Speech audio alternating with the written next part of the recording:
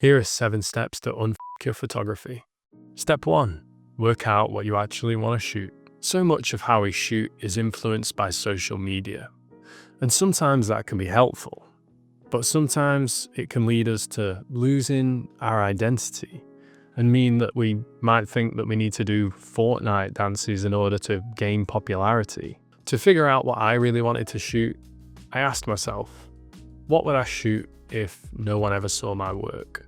And I think genuinely the answer to this question will give you a lot of clarity on what kind of things you actually want to photograph and who you want to be as a photographer. That way, if you do work in photography, then the work you do will actually not really feel like work too much. It'll feel more like an expression of yourself. Step 2, stop overcomplicating everything. We can get so caught up thinking we need a better camera or better lighting, or else there's no way we could possibly take great photos. Or we can look at our favorite photographers and think, everything looks so complicated, how could I ever do that? But in reality, I think generally photography is much less complicated than we give it credit for. Of course, there's always new things to learn, but ultimately it's a process. There's no end point really with photography. It's a continual process of learning. You probably don't need to complicate it as much as you are doing. Go out, shoot something, enjoy yourself, and keep getting better. You've probably got much more time than you think. Step 3, spend way less time on Instagram. Instagram used to be pretty good, but now it's shit. It'll make you feel like you're not doing enough. It'll make you feel like you're not good enough. It'll make you feel like everyone else is doing brilliant stuff. And yeah, it's not good for you. So my advice is to delete the app or whichever app you spend too much time on and just re-download it whenever you need it. Like you might actually want to check in every now and then and see what's going on. You know, you might want to see what work people are posting and interact with those people. It's when you get sucked into continually watching reels or looking at people's work and feeling down about yourself or feeling like you have to post things all the time that has a really detrimental impact on you and your mental health. Trust me, doing this will take away so much meaningless stress from your life, and it'll give you back a lot more time. Now, if you did put some of that time back into looking at other people's work, other people's portfolios, maybe you go online and search for a certain photographer and just look through their portfolio on their website, you'll gain so much more. You'll see their work in a different way. You're not going to see their work with an amount of likes or amount of comments. You'll judge them based on what you think about them and how you perceive those pictures and what it is that you maybe inspires you in those pictures. That's what I think is much more important and much more valuable. You know, all of that is available online, but I think when it's on Instagram, it's almost like this popularity contest where you're like, oh, well, this one, even though I like the look of this picture, it's got less likes than this other one, so maybe that means it's worse, when in reality, that's not the case. So instead, maybe look at people's websites, maybe look at photo books if you can afford them, or if you're going to stores.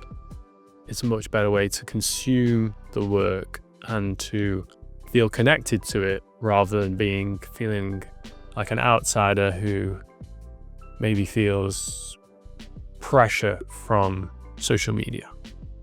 Step 4, get real feedback from real photographers. A few years ago, I made friends with an old photography teacher and I let him critique my work, and he spent hours just giving me as much knowledge as he gained over the years that he possibly could. And some of those conversations have stayed with me for the years since. Being open to criticism doesn't mean that you take absolutely everything on board that someone says. You might not agree with what the person says, and that's fine. But often they might pick something about your work that you didn't notice, or that you are not ready to come to terms with. And it might be something that is really useful and really helpful for you to learn and to take on board. So if you can find photographers that are willing to give you feedback, it could even be local photographers that perhaps, they're ex-photography teachers, or they are photography teachers, or you're in a small group where people do give feedback. It could be really helpful for you. But not only that, it means you're actually gaining a real relationship with someone within the community rather than just existing online. And that leads me on to step 5, which is make real connections. I don't know why it is, but I feel like so many photographers are really solitary. They're very, I don't know, they just keep themselves to themselves. Maybe it's because they're so precious about their work. I don't know. But the truth is, the most valuable thing you can do is to meet other photographers. Go to exhibitions, go to photo walks, go to meetups, whatever it is in your town or city. If you have access to that, then go and do it, because it's fucking great. Meeting real photographers gives you perspective on your own work, but it also means you'll be more in the loop with things that are going on around you. We can't always keep a track of stuff. It's hard. Whereas when you actually meet someone, you talk to them, they say, oh, next week this is on and that's on. And you go, oh, do you mind if I join you? You've maybe made a friend. You're in the loop. You get more perspective on your own work, and you share your sort of hardships, because most people are struggling too in some way. They maybe want to do well and they're not doing as well as they want to do. And it's great to actually find support with one another rather than just feeling like you're in it on your own. Step 6, if there's something specific that you want to do, then learn from those who did it before. When I first started shooting, I literally just wanted to be a street photographer. I didn't have any plan. I didn't think how I was going to do it. I didn't know anything about how everything worked. And I just thought maybe my photographic genius would get me where I wanted to go. Yep, I'm very chaotic and an idealist, but since then I've learned how to harness that idealism and actually put some realisticness in there as well. I mean, it's okay to want really big things like that, but the truth is, if you want a career as a photographer, let's say a street photographer, I mean, that's really fucking hard. But even if you want to make a photo book, as small as making a photo book, learning from the people that actually have done it is going to be the quickest way and the easiest way for you to actually potentially give yourself a chance of doing these things. And that was something that I struggled with myself. Like, I didn't really finish school properly. I mean, I didn't have any qualifications really.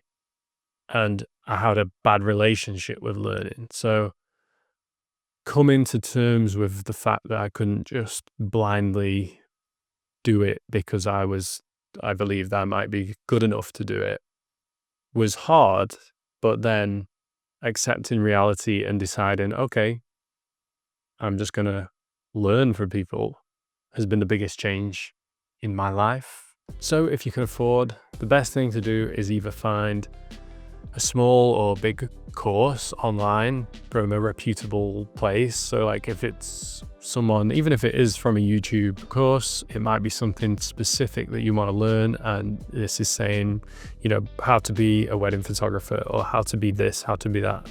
If you feel confident, then it's worth taking the course, because you will probably get the results or either find out how to get those results. And then it's totally up to you whether you put that effort in to get there.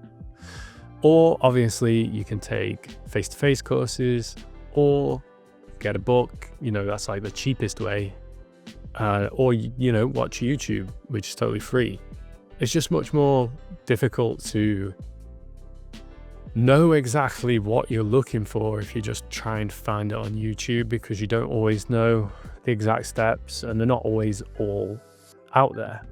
But from learning those people's paths, you might realize that your path might look a little bit different than what you thought it would, but at least you'll know this is how they did it, and this is how I might be able to try to do it myself. And finally, step 7, set your goals. I know some people don't think you should have goals in photography, and if you just enjoy shooting and you just want to enjoy shooting, then I respect that, and it's a really nice way to approach photography. But at the end of the day, I've got goals, I've got really big goals, and if you've got goals, I want you to be able to achieve them. But something that I think that happens to most of us when we start photography is we think, okay, this is my favorite photographer. They're really big. They clearly make enough money because it's their career.